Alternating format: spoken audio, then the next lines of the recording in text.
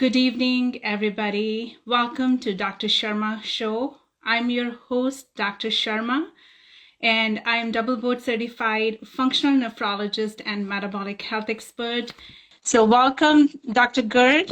I'm so happy to see you here. How are you today? I'm very well, happy to be here. Thank you so much for having me over.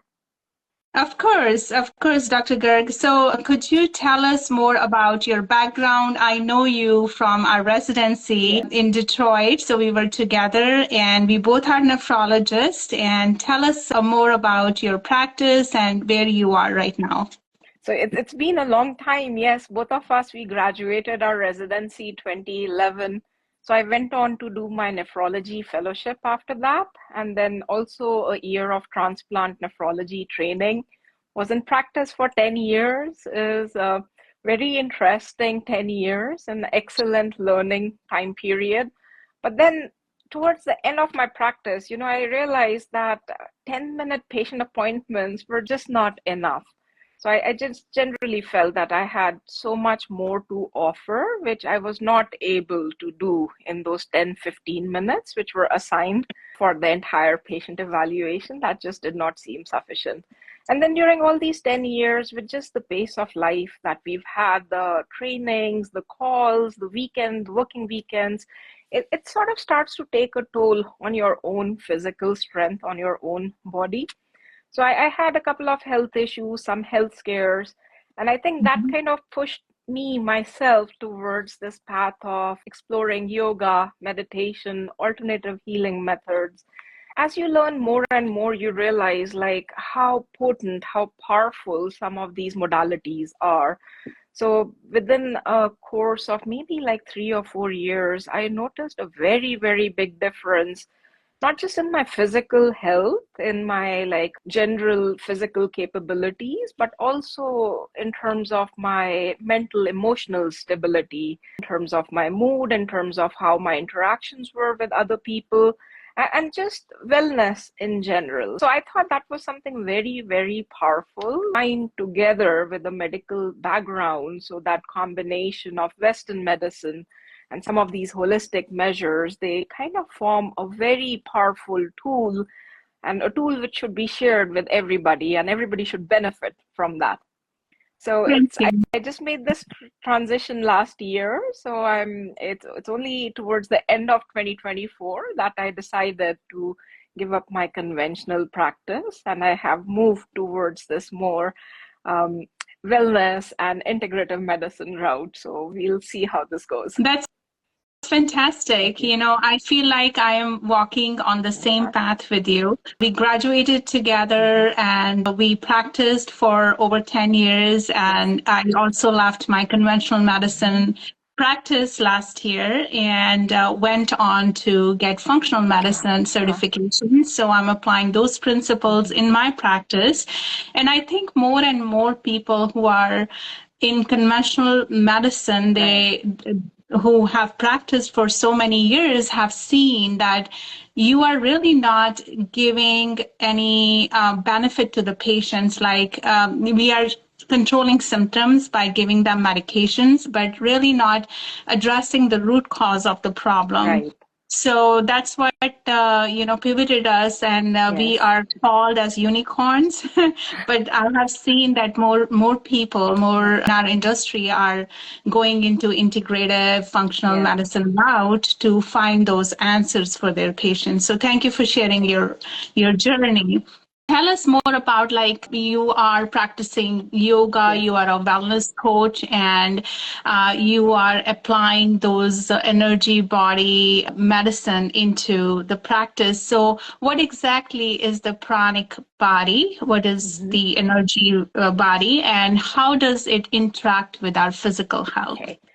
So per all the traditional health systems, and this doesn't just include the yogic system, but when we look at the Chinese and the Japanese system as well, they kind of have this very deep understanding that there is a physical body and then there's an energy body, and these two are very distinct categories. And like physical body is just considered a sum of all the food that we've eaten. So it's also called Annamaya Kosha, or the food body, We were only 6 pounds when we were born, and then during all these years, we've grown to like 140 to 160 to 200 Mhm. pounds. So all of that accumulation of cells is essentially just the food body, the physical body.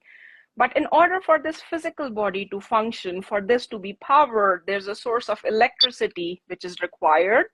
In modern medicine, we've looked at all these different electrical beds. We've looked at the electrical supply of the heart as a separate bed, the electricity generated by the brain, the nerve impulses, which are measured by the EEG, the impulses generated by the muscles, which are measured by the myogram. So they are just considered separate entities, separate organ systems. But when it comes to the traditional Vedic sciences, it encompasses all these different energy systems as this one comprehensive energy body, which is essentially powered by our breath. So if we look at our food intake in a day, we eat about 1 to 2 kilograms of food, solid food. Maybe 1 to 2 kilograms of water is what we intake. But the amount of breath that we intake is anywhere from 8,000 to 10,000 liters in a day. So we have such a huge, massive intake of breath.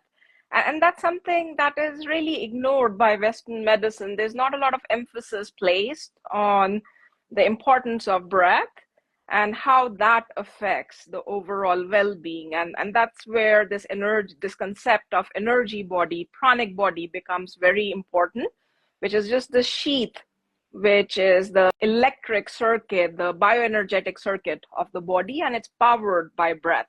And so if there's any decline in the energy, or if there's any ailment at the level of this energy body, then that's not something that can be fixed with food or water or with medicines.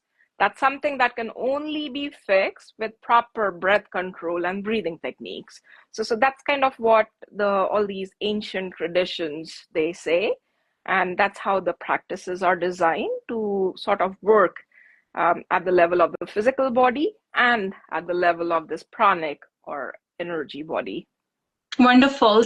So, when we eat food, it gets processed in, and ultimately that energy goes into our cells. Yes. And what happens to that energy, you have actually illustrated in a very beautiful manner that it just gets released into our breath in the form of, carbon dioxide, and we inhale oxygen, it goes into the cells, it burns the energy, and then we exhale the carbon dioxide. So that's very beautifully mentioned. So can the disturbances in your energy body can present with the physical elements or physical illness? So this has a big application when it comes to chronic fatigue syndrome. So when we look at a person who has chronic fatigue, if we were to put them under MRIs, CAT scans, we will end up not finding any physical source for that chronic fatigue. That's something which is happening not at the physical level, but that's something which is happening more at the energetic level. And some of these pranayama practices, yoga asanas, tai chi practices, qigong, all of these practices which come under that umbrella of energy practices. So that's the key. That's where a lot of people with chronic fatigue have found significant relief or complete reversal of their symptoms. So that's something which is acting at the energetic level, yes. So the chronic fatigue, like we see in COVID patients, right? Yes. Long COVID, they are feeling very tired all the time. Could that be something which is interfering with their energy body, do you think? So all that cytokine release, that like immense inflammatory response that has been seen with severe COVID, it not just leaves behind this physical debility, probably a depletion, not just in terms of the cell sources, the energy sources, but Mhm. certainly a depletion at the level of the energetic body as well. Yes. So, and if these patients were to start doing some, again, pranayama practices or practices where there is some control of breath involved, then they are to find some alleviation of their symptoms, probably more energetic in terms of their just general energy levels. Yes. So as you mentioned, the chronic fatigue is one of the elements. Yes. The any other medical condition where you see that the energy healing or these pranayama practices, they can particularly be beneficial? So there's a lot of literature now which has come out in the last 10 years. HeartMath Institute, which is a nonprofit, has been very big in leading a lot of that research. And they've kind of not just used these techniques to study those with chronic pain arthritis. They've also expanded the study of this to patients with irritable bowel syndrome, to studying children with autism on the spectrum, children with ADHD, adults with early Alzheimer's. So, and what has been found is all of these energy practices, when it comes to certain chronic diseases, especially the mental diseases, Mhm. and those which are just like the causation, where the causation is just this chronic, smoldering, low level inflammation. So, in all these studies, whether it's pertaining to irritable bowel or mental health issues, they have demonstrated a positive impact and an improvement in the symptoms. Yes. Okay, wonderful. Yeah, because in integrative Yes. medicine and even in functional medicine, in my practice, I'm also implementing the stress Yes. control, right? Stress is a big factor these days. We are just on autopilot and running around, and we think this stress is a norm in our life, and it's not actually. So the stress control is very important, and I'm teaching the clients to activate their vagus nerve, which is the longest nerve going from the Yes. brainstem to Hmm. all the organs in your body. Yes. And that activates your parasympathetic Hmm. system, which is more calm system where you Right. want to live at, Hmm. right? So as compared to stress.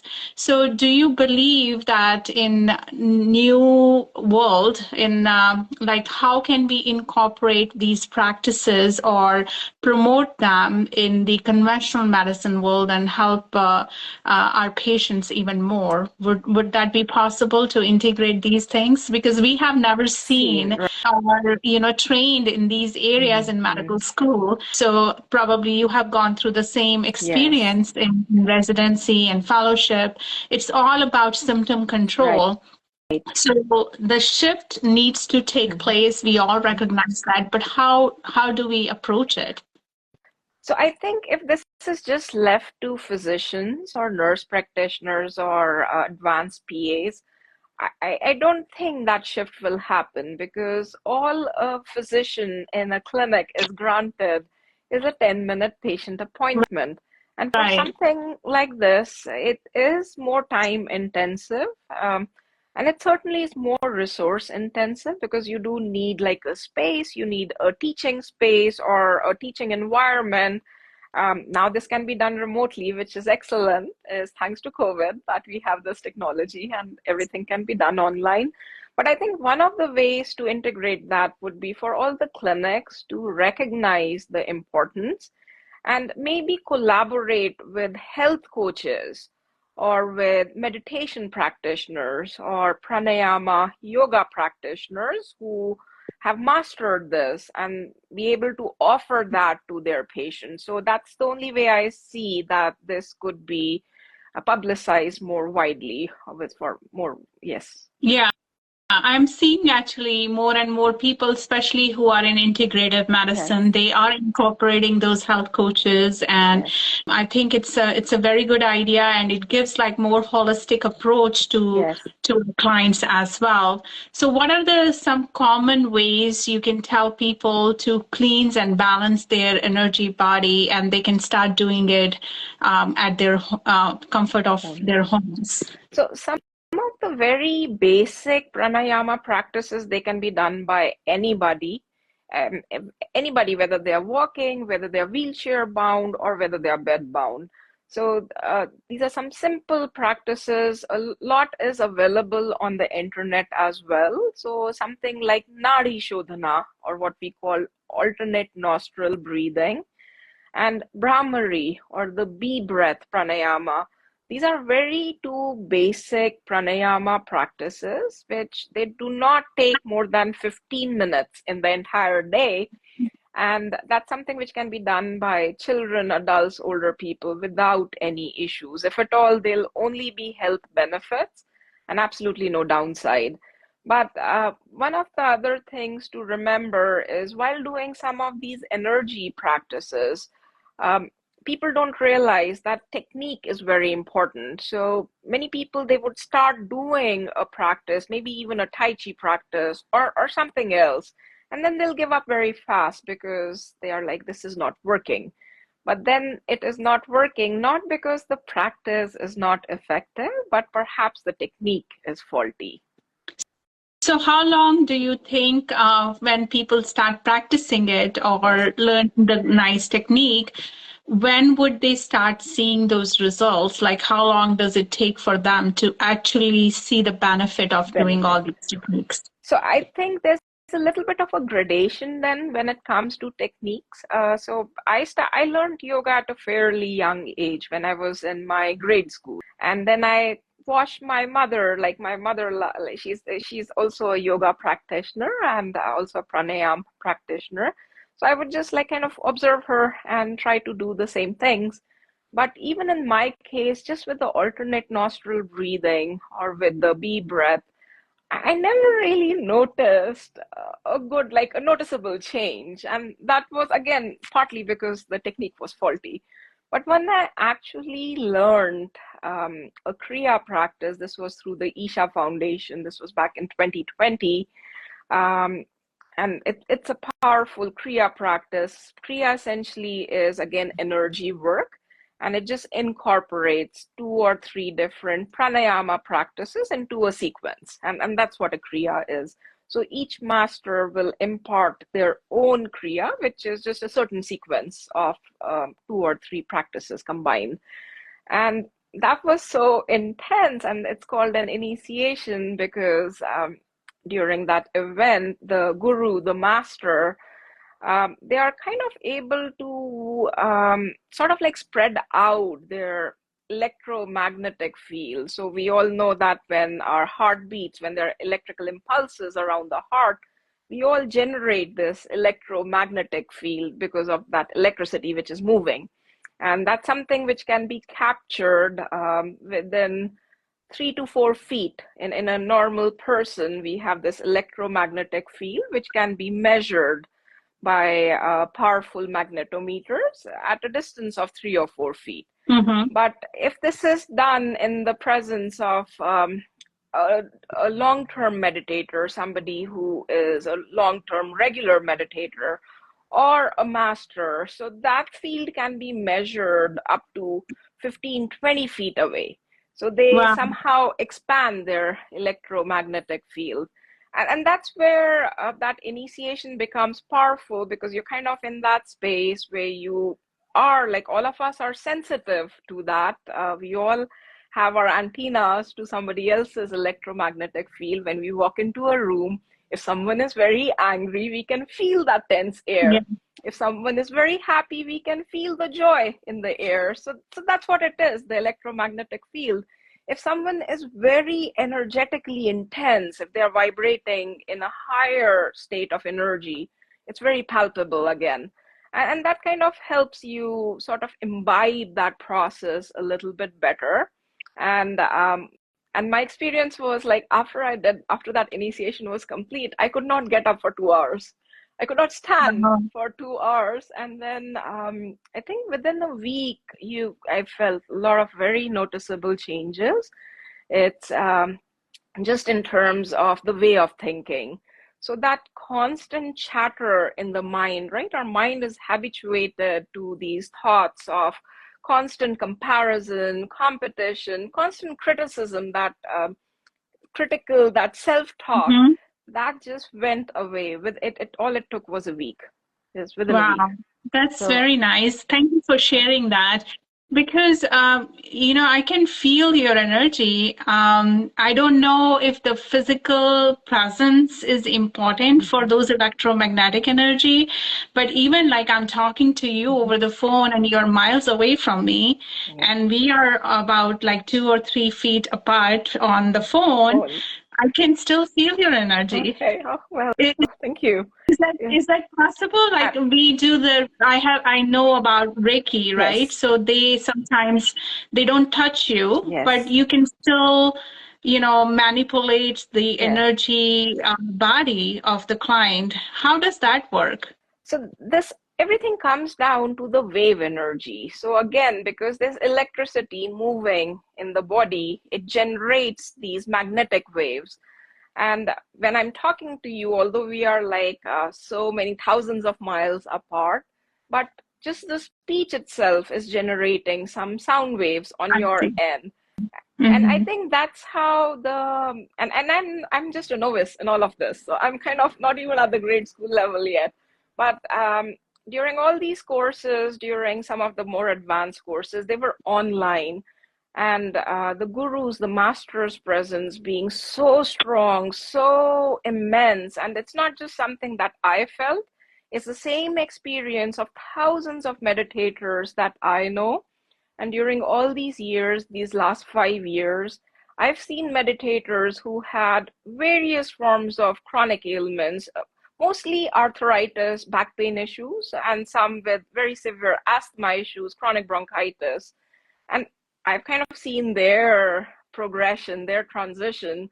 And when we all share stories, it's exactly the same, that even with the phone or with the online medium, the presence is can be felt very, very acutely.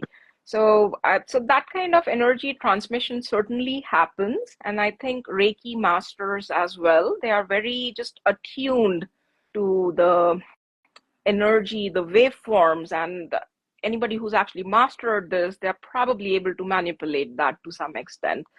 Hmm. Um, and this is something which we've seen, and I don't know if probably if you go back to India ever, like there are a lot of these like older ashrams, these old temples which have these generations of priests and mahants, and you kind of sit in their presence, you automatically feel like you just can't think. You cannot Yeah. think about anything else. And it's just the presence makes that difference. So somehow they have managed to just raise their energy body to such a high level, to such a charged state, that anybody in the ambient environment feels the difference as well. And it's not just the people, but the places have their Yes. own energy too. I have noticed, like as you were mentioning about that instance, like you go to temple, it has a Yes. completely different sort of energy, and Energy. you Yes. feel that Yes. calmness, and you want to meditate, and you want to reflect on your life, and you don't get to do that in day to day when you are rushing, when you're, Right. hustling, when you're doing your chores at home. So we have like a meditation room or a Uh-huh. puja room where as soon as you Yes. enter, you feel that kind of vibe and energy. And that is actually in our master Yes. bedroom. So we kept it there for a reason so that we have that positive energy coming Yes. out. So I think it's a very beautiful concept. Do you think that any specific foods or environment or any kind of habits also affect our energy body in a positive or negative way? Yes. Just as you mentioned, having a dedicated space for this makes a huge difference, because it doesn't have to be a big room. It could be a tiny, small altar, just like a 6 by 6 feet space. If somebody is doing their daily meditation or pranayama practices regularly in that same spot, the spot itself develops a higher vibrational state, a higher energy state. So that becomes a very good spot for people to go back to if they're feeling distressed or very stressed, busy day at work. And so that's a very easy spot to go back and find that grounding then. So that's like the grounding spot in your home. And similarly with foods, there's a lot of like diet prescribed, a lot of dietary advice when somebody is doing higher level, serious level yoga, pranayama practices. And the key is essentially avoiding processed foods. So heavy processed sugary foods to be avoided, because not anything which dulls down the physical body will dull down the energy body as well. So all this calorie dense, non-nutritional, nutritionally deficient food that all of us eat is not beneficial either to the physical body or the mental body, the mind, or the energy body. So, fresh fruits, fresh vegetables, a lot of antioxidants, a lot of phytonutrients, a lot of water in the food itself. So, watery foods is just the general recommendation. And we've actually all seen this, like on a warm summer day, is if we were to have like a big bowl of fruit salad or cucumbers, you suddenly feel like you got some like life energy back. Versus if you were to have something very greasy, very heavy, and you just have this food coma after that. Yeah. So There is all a of us, research which is recently published, and it showed that ultra processed food, including the burgers and the cereals and the fried meat, which we get from supermarket, they increases your mental issues by 50%. So ADHD, depression, anxiety, they are all linked with these ultra processed food. And the reason is you're not giving all those nutrients to your gut bacteria. right, And when your gut is disrupted right, with all the bad bacteria, you get leaky gut, you get all the inflammation, and the serotonin doesn't get released by happy gut bacteria. And that's the happy hormone, which makes you happy. mm-hmm. So that is kind of the physiology which is linked with these Yes. kind of food. But thank you for explaining that. Now, it looks like you have a lot of knowledge. You said you just started last year, but it seems like you have been, I can feel your energy. You have been doing everything in that space, wonderful things you're doing and inspiring everybody to do that. So, what inspired you to pursue this wellness coaching alongside with your medical career? I think my personal experience, to be very honest, because I think like if I look back at myself, like maybe 5, 6 years ago, so constantly on that hamster wheel, running from point A to point B, trying to get this and this and this, trying to accomplish that, always comparing yourself with other people. So, and I'm a very different person now, and all it took was just this 40 minutes maximum, 40, 50 minutes of this daily practice. And that's all it took for these last 4, 5 years. So I think that's something very, very doable. That's something everybody can do. There are 24 hours in a day, and everybody can try and dedicate just 1 hour in a day for their own well-being, their wellness. If not 1 hour a day, then at least 1 hour every other day. That's the minimum anyone I can would do. say, Dr. Garg, So, you're asking a lot, but I don't have 1 hour. I don't have 1 hour to dedicate for these practices every day. uh-huh. Um, what do you think starting with like 10 minutes of just mindfulness and meditation, would that be effective at all? So that is very effective to break down, like if someone is very, so anything, any kind of mindfulness practice, even if it's 10 minutes, is going to be beneficial. But it's just that if it's only 10 minutes, then maybe the time taken to see the difference may be a little bit more. Versus if it's a 20-minute practice, then the results will be obvious sooner. I see. Yeah, because, I can start with that 10 minutes. Yes. and then get to 40 minutes Uh-huh. level. But if you ask me to invest 40 minutes of time into Yes. breathing practices, I'm not sure if I can do that. But thank you for sharing that insight. So it might prolong the results Yes. to be seen, Seen. but something is better than nothing, of Yes, course, something right? is better than nothing, of course. So, what is the barrier in your case? Is just the lack of Lack time, a very busy of lifestyle? time. Lack of That time, is yes. true. Lack of time. I think most of the people I'm working with, Yes. they say the same thing. Hmm. It's not the motivation, but it's Yes. the time management. Yes. So even with that, like we prioritize other things and other people in our lives more than ourselves. So having to invest that 40 minutes. Yes, I actually before our call today, I Yes. went to sauna, Uh-huh. and that was 20 minutes in sauna. Hmm. And I could have, in the dry sauna, I could have done some practices. I don't know Hmm. if you recommend that in the heated environment. Would that be something people can incorporate if they are doing some other kind of, wellness Yes. routine? So there are many different kind of practices which exist now, and it's a good thing that there's so much information available. So something like Vipassana, where only introspection is so all you need is introspection, no distractions, and you're just sitting quietly, your eyes closed, and just introspecting on self. So that is something which can be done anywhere, any temperature, any environment, has no limitations per se. Mhm. It's a little bit difficult for people to come to that state where the flow of thoughts it stops. So for most people who are starting, they are more fidgety, they're more restless. It's very difficult to get a good grasp on the mind. So that's where then different practices come in, whether it's mantra chanting, a mantra based practice, or a breathing based practice. And that's what pranayam practices are. They're a little bit more active.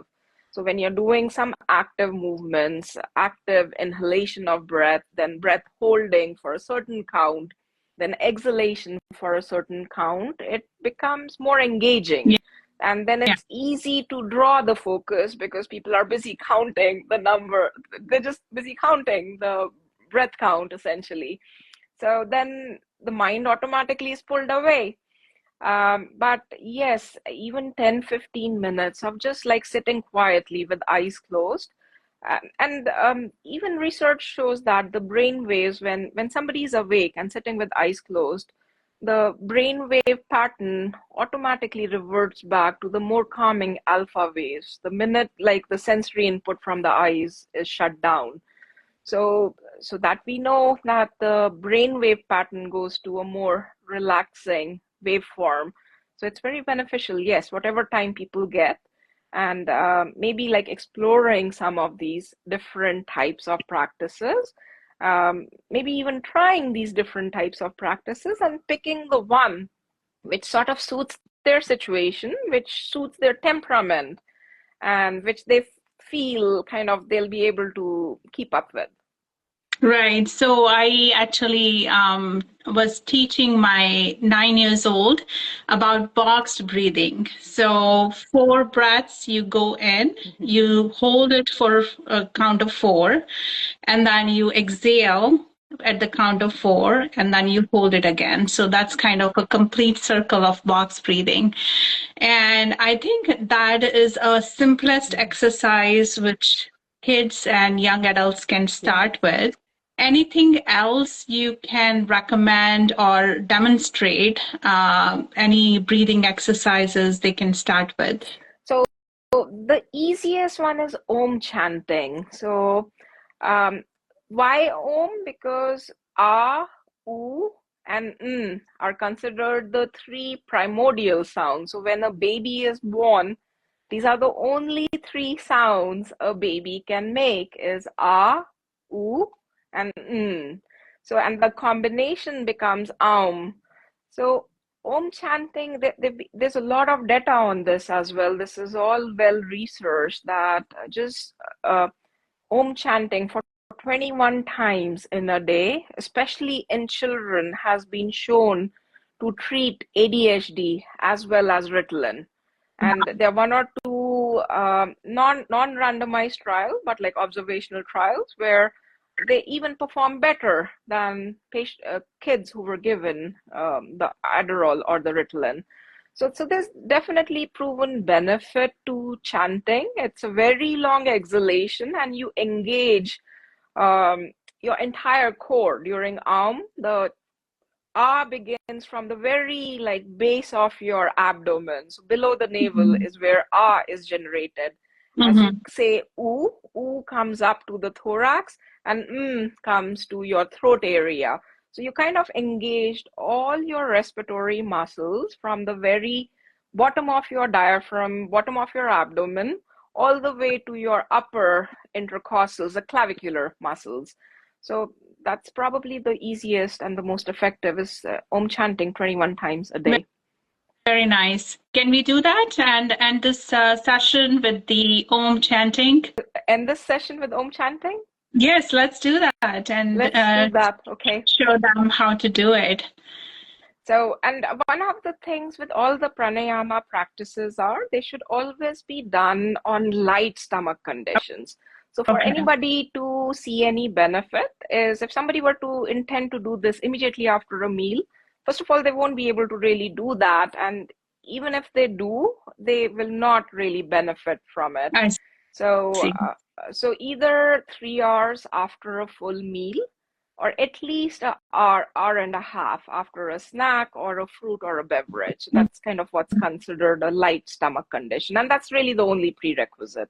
And can it be done laying down or it has to be in sitting position? So all the energetic practices, they always have to be up in a sitting position because your spine has to be erect. And if you're sitting on a chair like I am right now, then the back should still be straight. Back should not be reclining on the backrest. Gotcha. So that is imperative, yes. Unless somebody is bed bound, let's say, unless somebody has some sort of a paralysis or some condition where they can't really sit up straight, that's a different scenario. Then they just do what they can. But for everybody else, it has to be sitting up, back straight, and the legs have to be crossed. So it doesn't mean that your legs, that you have to sit in a lotus position. If you're sitting up on a chair, you can just gently fold your right leg. You can just cross the right leg in front of your left leg. That's all you need. I see. Wonderful. Thank you so much for all the insight. So on the count of 3, we can chant Om, if you don't mind. Yes. Okay. Yeah. And how many times do you want to go? Just one. Just one? Okay. All right. Okay. Yes. 1 second. Let me just. Okay. So 1, 2, 3.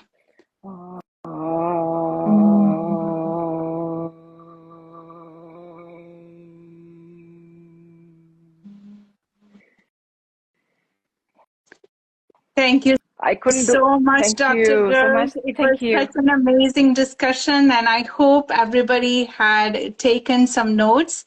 And I'm going to start the Om chanting with my kids from today. And thank you for all the insightful discussion, and you have a wonderful day. Thank you. You as well. Thank you so much for having me here. Take care. Bye-bye. Bye-bye. Bye.